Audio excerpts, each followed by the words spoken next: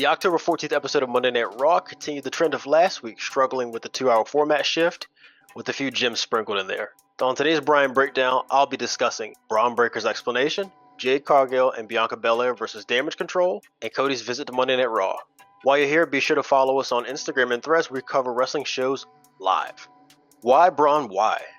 Bron Breakker finally explained why he attacked Jay after 1 week of being a face. The video package showcased Bron's chops on the mic and his ability to cut a menacing promo. That said, the respect angle he went with is pretty weak.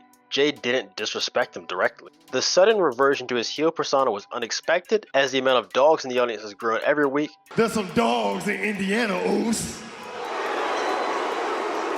And Bron has become a human highlight.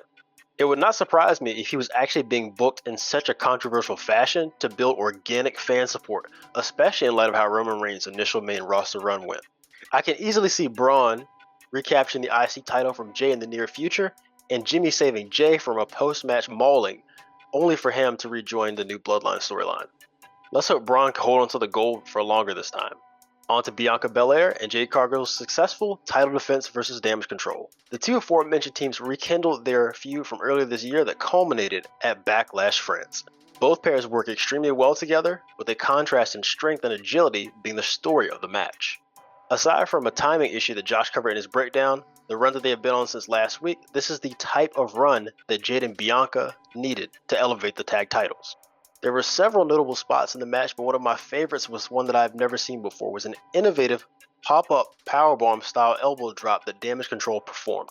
The inclusion of Lash Legend and Jakara Jackson on the outside provided an extra layer of interest. I would love to see these three teams get a 10+ minute match to really showcase their skills. Jade and Bianca securing another win to continue their reign, with the added effect that Jade would get more time to get her ring reps in, Damage Control getting time to demonstrate why they're easily in the top 2 women's tag acts. And the Meta Girls, who looked great in last week's brief encounter, getting main roster exposure prior to being called up and working with established ring veterans. And finally, Gunther confronts Cody on his show. Cody made his way out to the ring and delivered one of his patented industry insider promos and big up the significance of St. Louis. Before St. Louis could tell Cody what they wanted to talk about, Gunther interrupted. What do you want to talk about? The segment did a great job putting over both champions as equals, which is something that WWE struggled with up until recent. It also allowed Cody to address the criticism of his character flaw of being a people pleaser head on. During this segment, Cody in particular was in peak form. He has the ability to flip the switch from being super respectful to an elite competitor on a dime, and his conviction bleeds through his words. This is another side of this character that people purposefully choose to ignore for the oversimplification of calling him a crybaby.